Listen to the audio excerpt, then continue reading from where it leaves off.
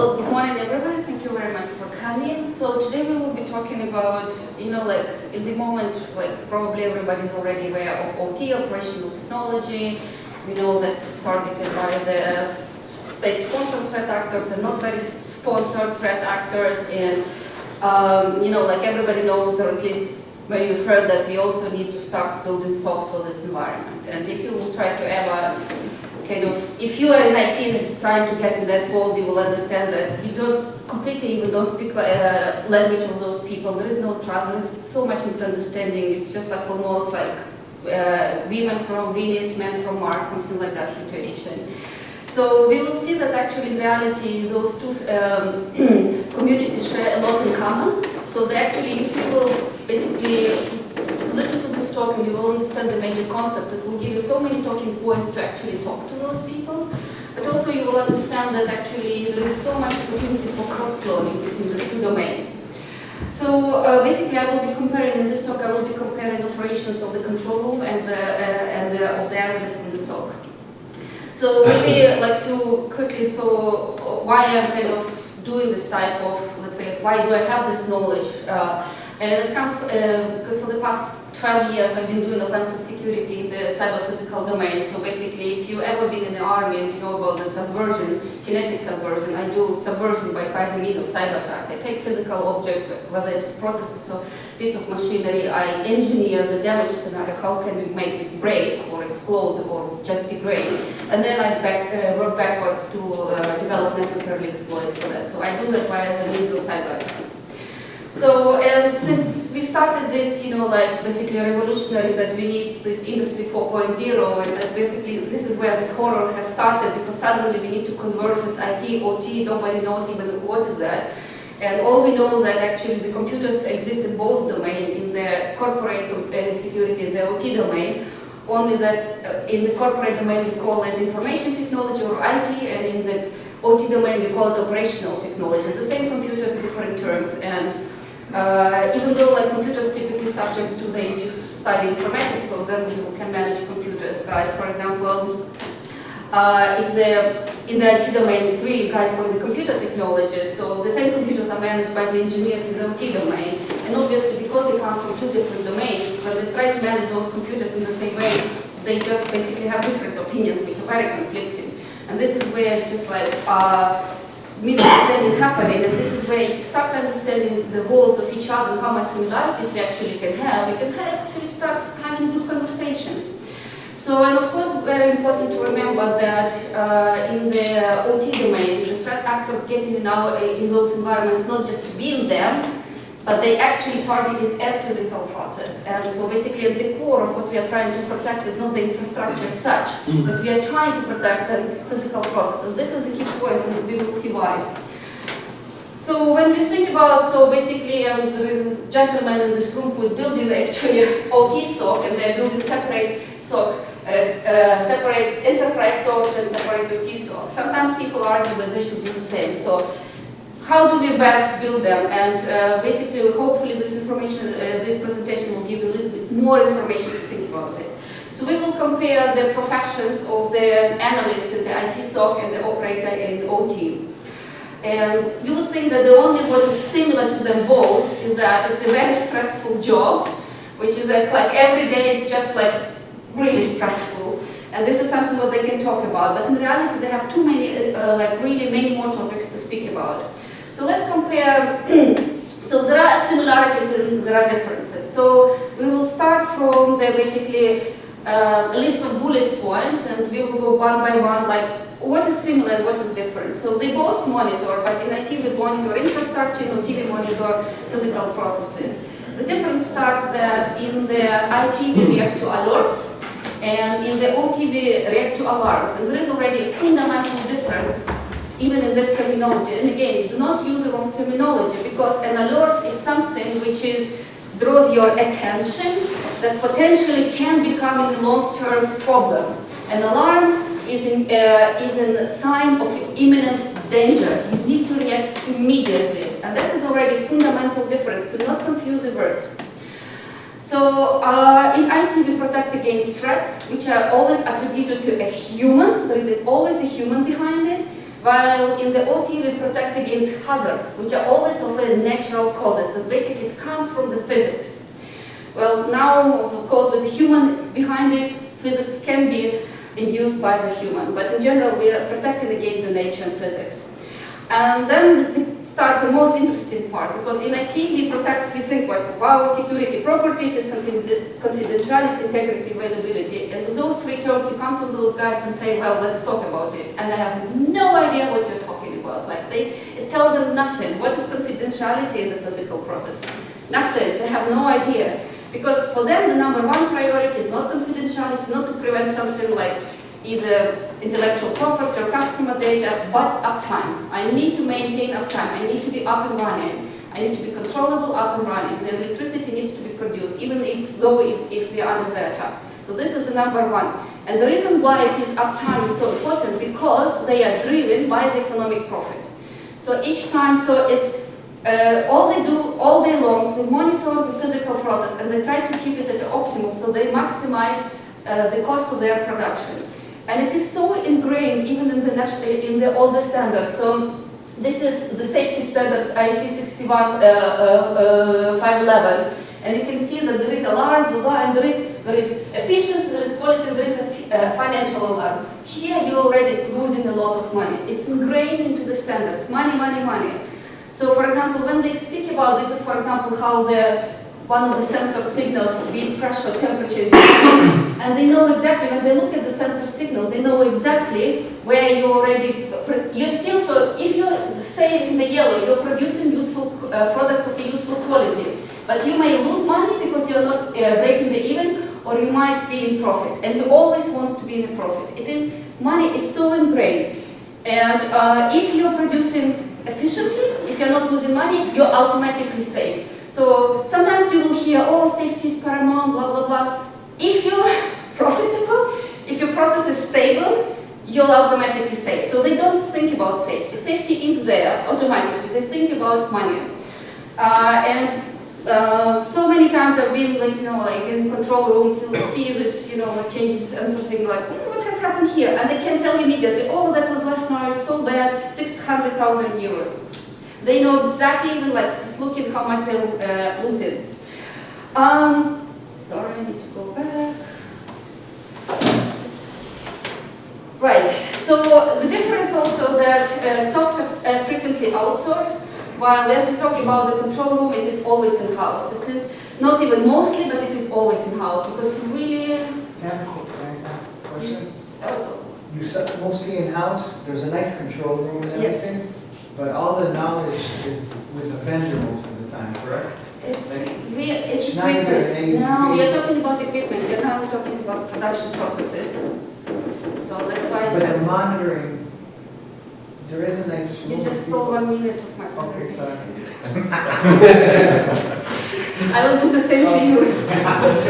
You're So, he's from Israel, so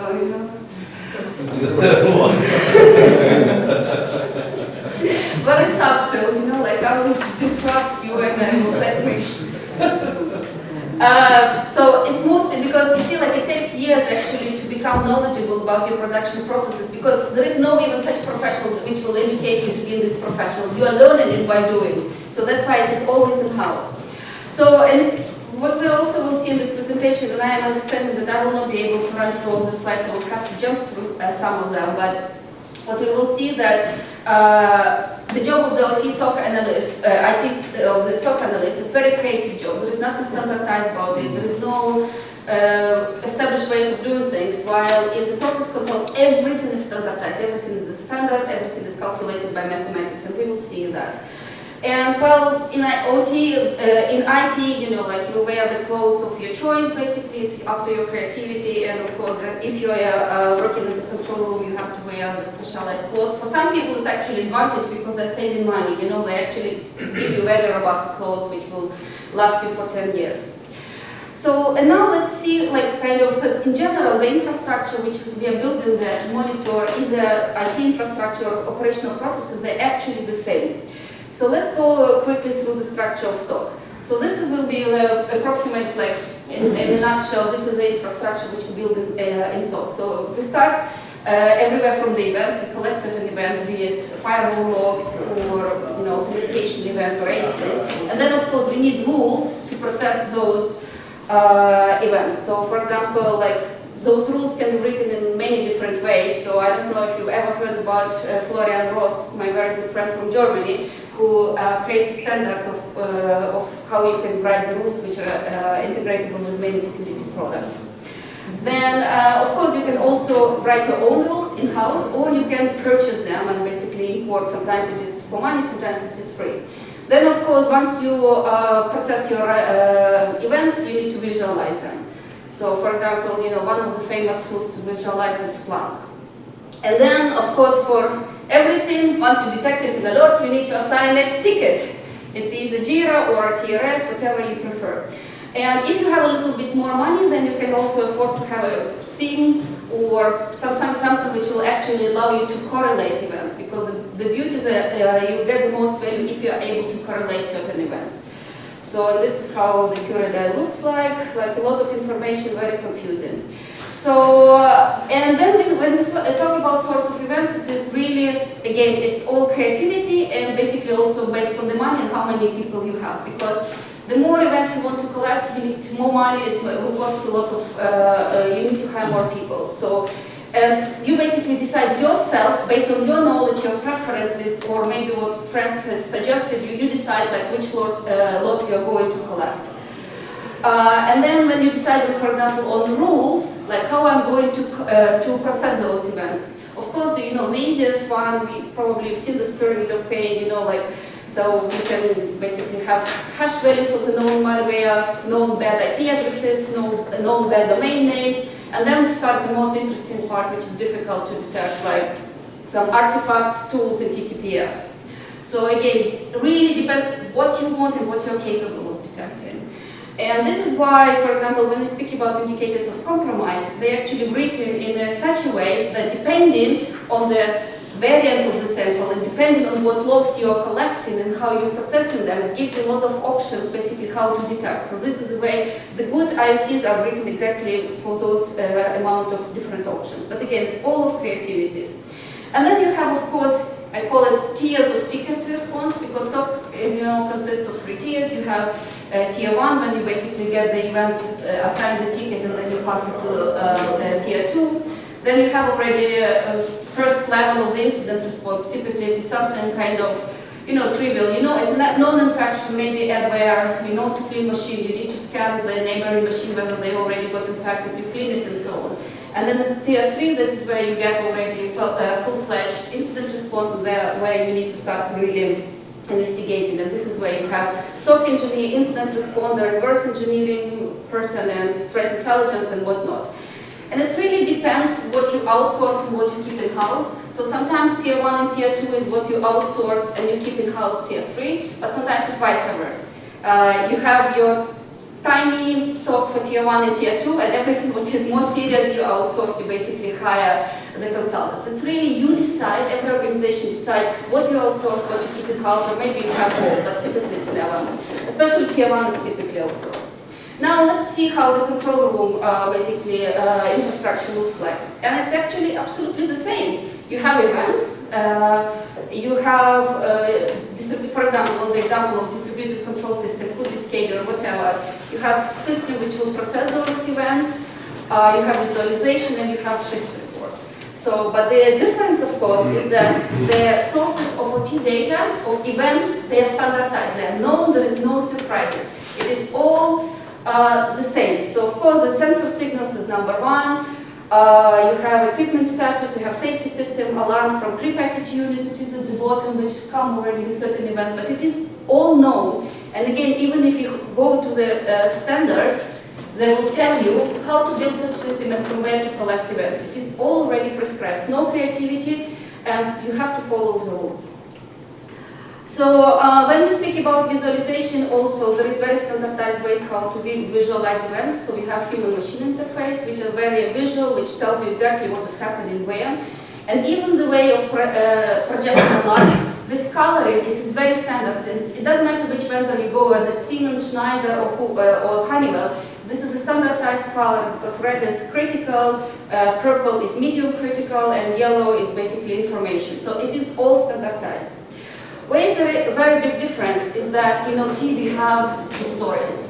Every event, everything whatever happened in many years must be stored. And this is where it's a biggest difference from the OT, from the IT, and this is where IT can learn, because we still have difficulty, like how do we store the events.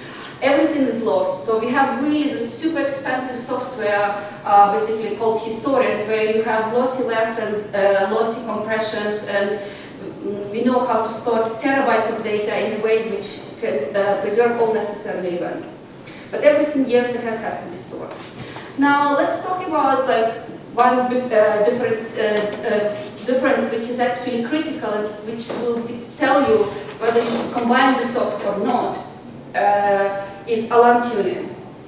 So, and the different start is what we understand in terms of urgency. So every IT person will say, every alert is very urgent, the incident is super urgent, but they have no idea what urgency means in OT. So for example, this is from the IBM report. For example, on average, at companies it takes about 197 days to identify and 69 days to contain a breach. So even if you've been compromised for 197 days, you still operate, you don't even know you've been compromised, you just keep operating, everything is fine. Now let's look at this incident in the OT. So at 1:23 p.m., reactor cooling problem identified. At 1:33, 10 minutes later, the reactor burst and in context exploded, killing 4 people and injuring 38. 10 minutes, 10 people dead, 40 injured. That is urgency, not 169 days. So when you decide, for example, when you in IT game, when you decide like how do I even prioritize alerts, what just makes more important than another alert?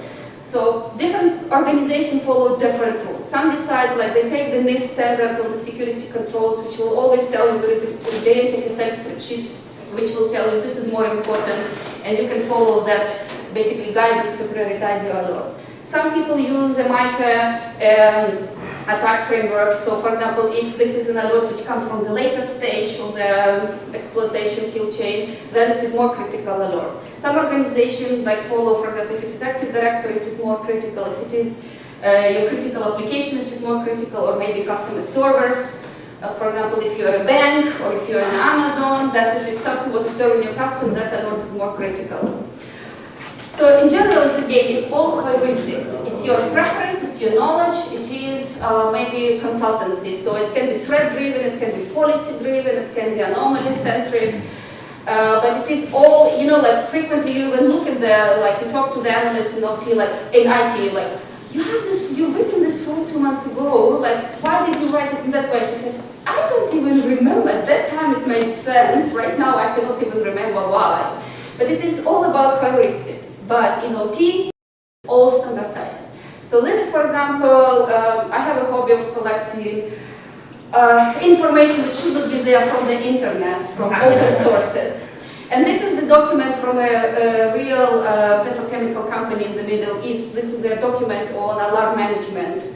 So that's why everything is redacted, because there is signatures there and everything. So, for example, and this is actually also comes from the standard. For example, when you think about like which alarms, like basically alarm tuning, which to project and what not, it's all started from how many alarms. It is very pre-described way for how many alarms you can process. An operator can only process no more than 6 to 7 alarms per hour. If it will be more, he's ineffective. There is a danger that you will miss an alert. So when you prioritize and you only display the most critical alarms, because you know that you only can have 6 to 7 per hour. And out of those, only no more than 10% must be critical. Less has to be this medium and yellow, basically.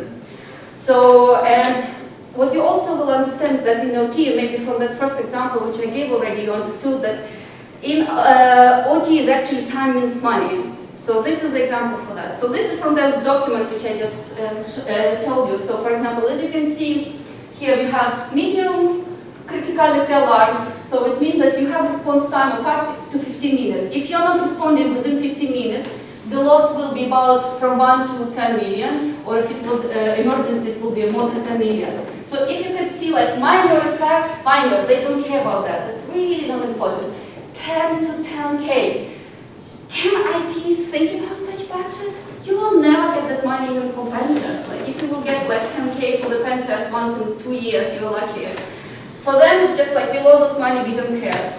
So it's really in OT times win money. So you really need to restructure your response in a way so to meet these deadlines. And this is where IT people with 3 tickets of layers of response, where like ticket number, first layer is like 30 minutes. You're not, with your SLAs, you're not meeting the requirements. And the reason again for why this basically we're working on tight timelines is because the instrumentation in the industrial processes became so good. So like if previously we've been operating very low from the from this operational threshold because our instruments were not accurate. So you really had a lot more time to actually react. And right now, all the processes are operated so closely to the operational limit, and this is what makes this basically this demand on the very short response time. And it is all engineered, it's all calculated, it is all mathematics. So for example, when you decide, so this is not a picture from the document, but in that document they have absolutely similar picture. Why? Because it's all mathematics. When you decide where I need to alert, these are the parameters which you take into account. You need to understand that the operator first needs to acknowledge the alert. Like, I see the alert, I press the button. Then he needs to think, like, what is happening? I need to take an action. Then they start to understand what is the actual maximum operational response, because he needs to think what is the maximum. Then they calculate the maximum response time. Then they calculate the process dead time, because if you start changing the process, first time it's not responding, it's actually stayed still. Then it has only started changing. Overall, and there is also uncertainty in the measurements of the instrument, blah, blah, blah. Eventually, so they know where to basically, when to alert so that you will not have consequences. It's all mathematics driven. And this is what we need to try to do in IT instead of being heuristic and best guess. Then we will maybe reduce that 169 days to maybe less days. So basically, so what do we do? Do we do enterprise SOCs or OT SOCs or a little bit of both? And basically, we just really need to actually build this OT SOCs. We really need to learn a few things from the OT domain. So as you can see, like really response time really needs to be short, otherwise it's too expensive. And again, I already covered that, but the reason for that also because our control equipment operates on the milliseconds. Physics change very quickly. And if you talk about, for example, transportation or nuclear, it's nanoseconds. You really need to be super quick. So this is why we have this really very short times. And this is really my favorite slide. So the way how we actually also build those, like basically monitoring system is, nothing has to distract operator attention from actually processing the information about the alert. Our office PCs typically are instrumented with so many agents. So basically, even working with PPT, it's just already pain. You press the button, right? I'm thinking because I don't have resources. This is absolutely unacceptable in the OT domain. And there is so much optimization going on to reduce the load on the cognitive function of the operators that, for example, right now there is an organization called Abnormal Situation Management Consortium, and they come up with a new, it's called next generation HMIs, like we have next generation firewalls, they have next generation HMIs, where they actually try to come up with a better standards how we build this human-machine interface so that to reduce the load on the cognitive function. And they think about basically what are the windows, how they should show the information. They even think about the font size and even the angle, so that when you look at text, it just costs you nothing to process it, because all your cognitive function has to go on the analyzing the alert. So, and now when you go back to the curator, so this is a customer report. Well, it does a good job at logging, parsing and correlating data, although searching through logs can be sometimes slow.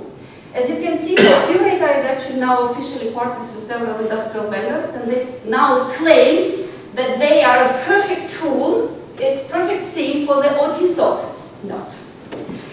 So they never analyze the needs of the OT, they just declare them, and you can see, so parsing through the curator logs is really pain, and I use it when I did my shift in the SOCs. So now, so basically this is what I'm trying to tell. So while in the OT we really try to optimize how the presentation of the information to make it so that you could identify the root cause analysis of the event very quickly, while IT world is nowhere there.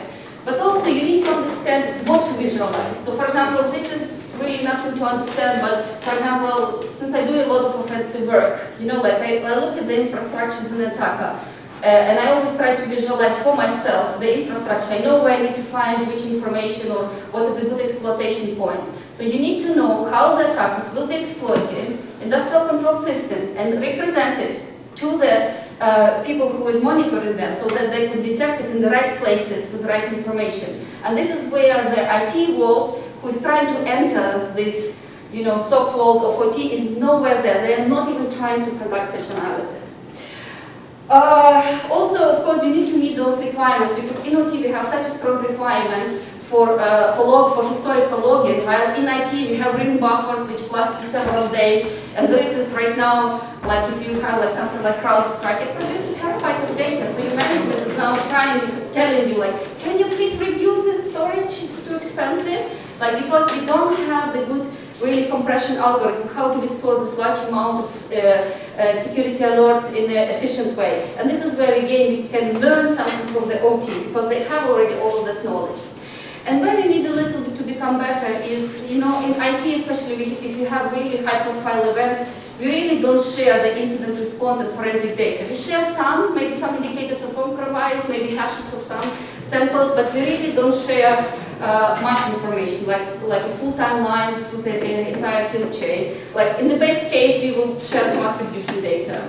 While in an OT, for example, if it is a safety incident, they will publish a very detailed, like 200 pages report of what has happened, and it is really very beneficial learning experience. So for example, obviously me as an attacker for my subversion work, I've read a lot of safety incidents, because if something went bad in that way one time, I basically can reuse the same knowledge.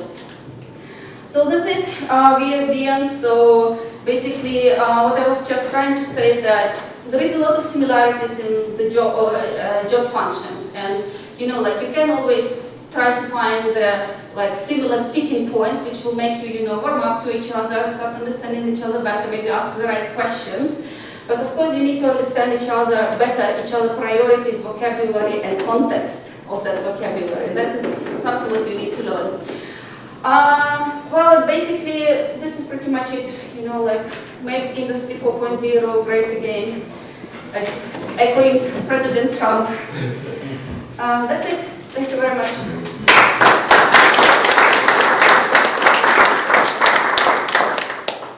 I don't know if there is any time for questions. Was I too good, too fast? 10 minutes, yeah. Really? Yeah. So maybe now you can answer Shivan's question.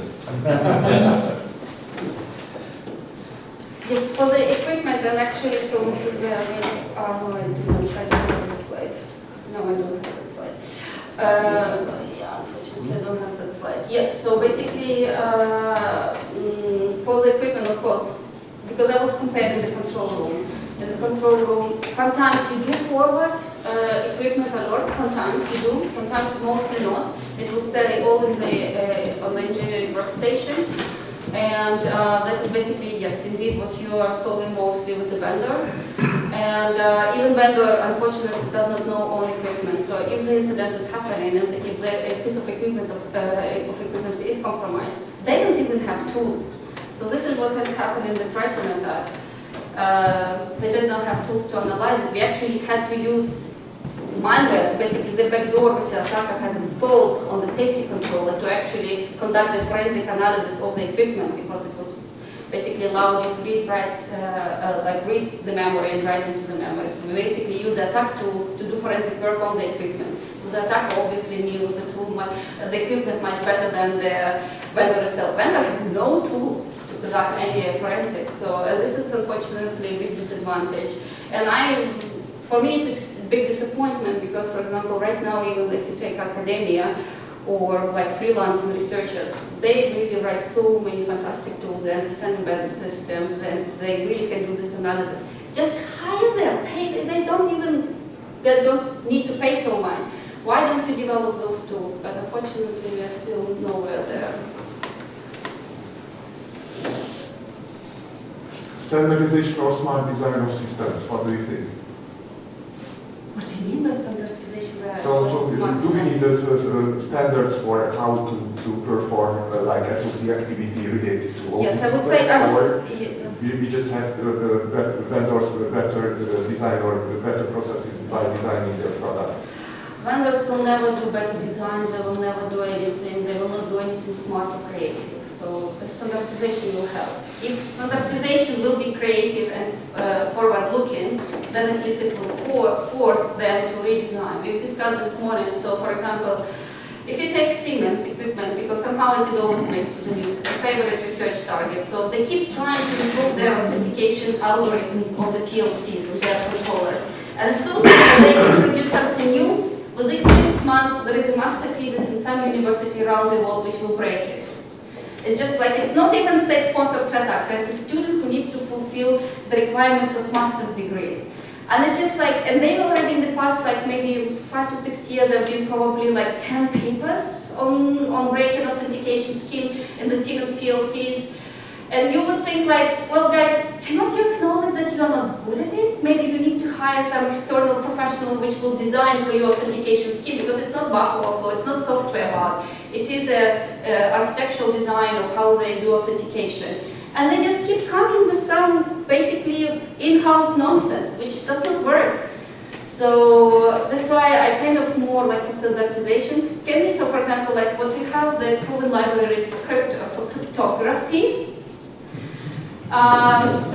We have standard libraries for like TLS or whatnot, so or SSL. So we need to have the standard libraries, for example, for authentication, or for example for the OPC. We have like overall guidance how you should implement OPC, which is of course broken and it's wrong, but at least it is open. Researchers are looking at it. We have an opportunity to improve it. This is something that we need to do also for basically authentication schemes for embedded systems, for industrial control systems. So we need to provide, so I'm, in this specific case, I am for standardization. Yeah, so I have a question about the data integrity within, like, let's take an example like a generator plan. So, you know, when you want to start a plan and then synchronize it with the network, you need to run it in the same phase as the network is running. Like, you need to run it up to 50 Hz depending on what the system is, but you need to run it actually in the same phase and then plug it in so you don't create any like extra currents or shifts in between. So if I would like try to visualize and bend, it would be like just completely lying to the on the data side from the measurements, just say, okay, completely opposite, 180 degrees, phase shift, and then it will create enormous amount of damage to the generator. So how to protect against those kinds of threats? Very easy. You do plausibility or consistency checks of such measurements. So there is definitely a few more measurements. If you either correlate them or do mathematics on them, they will tell that this measurement which you falsified is false. So I would have to falsify much more measurements at the same time and then figure out at which text you are trying to read it and then fake it at that Exactly. time. And if you don't know what are my calculations, you don't know what to fake. Okay. So that is the only way. And basically this is the same way how, so basically actually the acumen and knowledge is already there in the process domain, because if your sensor, because if the first sensor is a fault because it's just faulty, because it just failed, or you're falsifying it, it's still a faulty sensors. So in the process domain they know, so when there is something critical like temperature, for example, in the reactor, they always do this cross-correlation of events. So it's already happening, you just need to do the same for the attacks, but it's of course now you need to basically verify the plausibility checks on many more measurements, but it is the same. Of course what does not work, for example in the nuclear, they usually for critical measurements they use up to 5 sensors, 5. And they every day, because many of them are failed, so every day they have a list of sensors to replace, but they do majority voting, so basically redundancy, so that doesn't work for security, of course. Redundancy doesn't work for security. And this is where also, for example, where the supply chain will come very handy. So right now, if you remember those smart transmitters, I'll quickly find the picture. smart transmitters. So so basically right now all the electronics which come on the top, whether it is valve, whether it is sensor, it doesn't matter. All the electronics which come on the top, it's very standardized. It's very standardized, as I said. It's only the mechanics is different. So me as an attacker, if I need really to think about solar winds, think about ASUS attacks with updates, think about low jack and so on. So this is the same what I would do if I would be a state-sponsored threat actor. I would go to ABB, I would go to Honeywell, and all I need to compromise is basically the piece of electronics in there. And I own everything. I own sensors, I own valves. I don't need to do anything else. So standardization, unfortunately, of course, not so good. It's very easy to maintain and produce. But it's a risk concentration, let's say, somehow. Pardon? Is kind of concentrating the risk. Yes, it's concentrating the risk. So this is why basically diversification or maybe of vendors of your equipment, because typically companies have preferred vendors. So for example, if you're in the petrochemical, you for example select like Honeywell and Yokogawa, and mostly your equipment is Honeywell, maybe a little bit with Yokogawa. So you mostly work with two. In this case, where diversification will be good.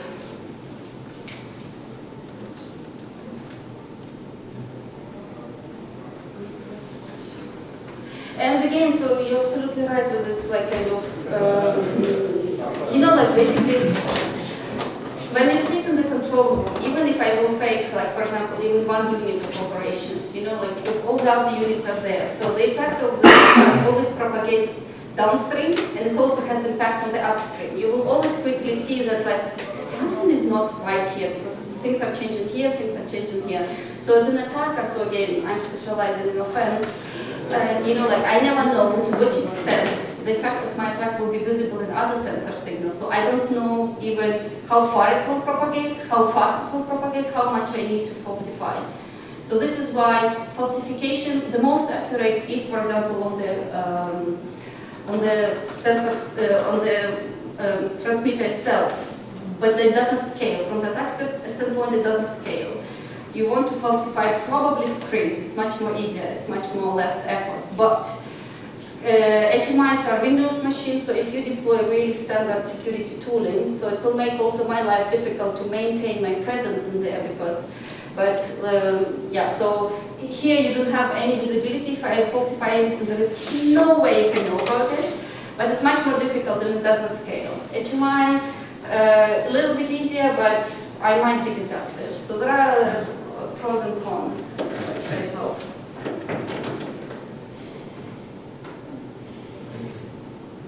And of course, you have to falsify also historian because it's another source of information. Any further questions? Maybe I will just since I have still time, then I will educate you even more. So, for example, why historians are not so good for the forensic data. You want to collect forensic data as close to the source as only possible. Why? Because, for example, so this is a raw data, and this is historian. Because typically the historian will do lossy compression, so you lose certain events. And it is, you see, because again, we are in the process control, we work on the such short time scales. So you can see, for example, if you're trying to understand which event happened before each other, yellow or green. So in the raw data, you can see that first happened yellow and then green. So this was the effect. So this was the response. Here you see they happened at the same time. So this is where historian is not so good source of your forensic data. You would think that it is good because it's logging for you, but you need to understand. So this is one of my projects which I was working many years ago. Is that like how do we tune this lossy algorithm so that we could preserve forensic data in the historians? It increases the storage footprint, but you preserve really the accuracy of the data. And I was just working on this algorithm, how I can improve them, basically tune them better so that we could store more accurate data. Is it possible that if something very strange happens, like a big alarm, then for a period of time you mark that it should be stored in a much yes, that is another, yes, something what we do with pickup files, yes, absolutely. absolutely. And of course, you see, so the point is also like, as an attacker, the simplest way actually, you don't need to spoof anything, just cause a flood of alarms. Just do something weird, there is a flood of alarms, the operator has no idea which is critical, which is not, there are too many of them, and just do whatever you want. So again, this is where social engineering, if you know how these people work in their domain, this is where a special case of social engineering, just cause a flood, or basically maybe even cause critical alarm so that they all pay attention there, they troubleshoot it while you do whatever you want, so you don't even need to spoof. Yeah, so that is how I would, for example, do it. I mean, efficiently. I mean, as an attacker, you always want to be efficient. So. All right, thank you very much for your attention.